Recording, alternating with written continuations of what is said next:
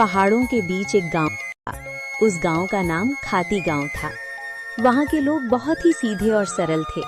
गांव के लोगों का जीवन खेती पर निर्भर था। उसी गांव में मोहन नाम का एक गरीब किसान रहता था। मोहन के परिवार में उसकी बूढ़ी माँ सरस्वती देवी, उसकी पत्नी विमला और उसका 5 साल का बेटा दीपक था। मोहन के पास थोड़ी सी जमीन थी जिसमें वो खेती करके अपने परिवार का पालन पोषण करता था। उगता हुआ सूरज दुनिया के लिए रोशनी लाता है, पर मोहन के लिए ये सिर्फ एक और दिन की जद्दोजहद लेकर आता है। फूस की छत से छनकर आती रोशनी सीधे उसकी बीमार माँ के चेहरे पर पड़ती है। मोहन, आज दीपक को क्या कहूंगी? कल रात उसे बहलाकर सुला दिया था कि सुबह उठते ही गर्मा गर्म खाना मिलेगा। अब वो जागने वाला है, चूल्हा ठंडा पड़ा है और मेरी ममता लहूलुहान हो रही है। क्या हम इतने बदनसीब हैं कि अपने बच्चे को एक वक्त की रोटी भी नहीं दे सकते? भरी आंखों से।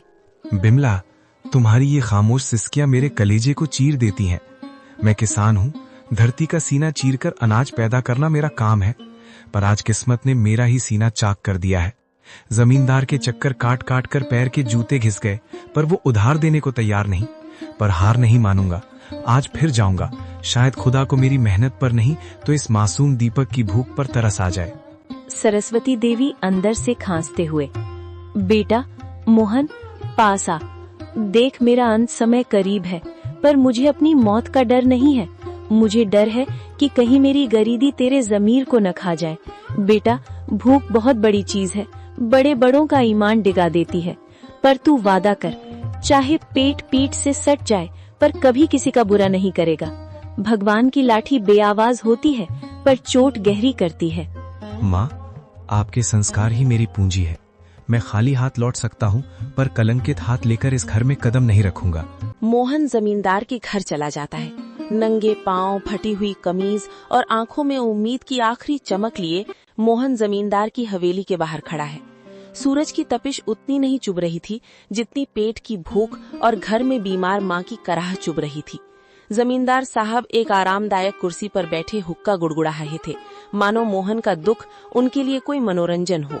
माई बाप, हुजूर, इस अभागे की विनती सुन लीजिए। मैं जानता हूँ कि पिछला लगान अभी पूरा नहीं चुका पाया हूँ, लेकिन मेरी मजबूरी की दीवार बहुत ऊंची हो गई है सरकार। घर में चूल्हा 3 दिन से ठंडा पड़ा है। मेरा 5 साल का बेटा दीपक, जो अब तक खेलता कूदता था, आज भूख मारे निढाल होकर जमीन पर पड़ा है। वो मुझसे रोटी नहीं मांगता सरकार, बस अपनी पथराई आंखों से मुझे देखता है और उसकी वो खामोश नजरें मेरे कलेजे को छलनी कर देती हैं। मोहन, ये हवेली जज्बातों से नहीं, हिसाब किताब से चलती है। तेरी माँ बीमार है, तेरा बेटा भूखा है, इसमें मेरा क्या कसूर?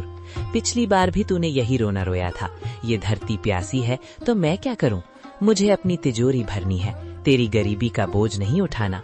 हुजूर, आप तो गांव के अन्नदाता हैं। अगर आप ही हाथ खींच लेंगे तो हम जैसे छोटे किसान कहाँ जाएंगे? मुझे बस थोड़े से आलू और मटर के बीज उधार दे दीजिए। मैं दिन को दिन नहीं समझूंगा, रात को रात नहीं देखूंगा। मैं अपने खून पसीने से उस बंजर जमीन को सींच दूंगा। मैं वादा करता हूँ सरकार, फसल कटते ही सबसे पहले आपका कर्ज चुकाऊंगा। मेरी माँ घुट घुट कर मर रही है, उसे दवा चाहिए।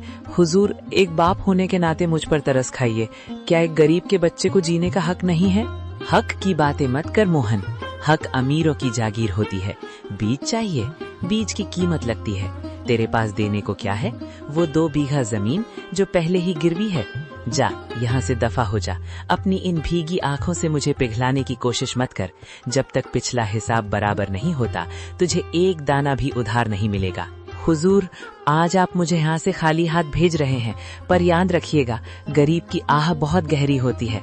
मैं अपनी मेहनत बेचने आया था, अपनी खुददारी नहीं। अगर खुदा ने चाहा तो मेरी मिट्टी भी सोना उगलेगी। आज आप मेरी गरीबी का मजाक उड़ा रहे हैं, पर वक्त का पहिया घूमेगा हुजूर, वक्त का पहिया जरूर घूमेगा। मोहन अपनी फटी हुई आंखों में आंसू लिए भारी कदमों से हवेली की सीढ़ियां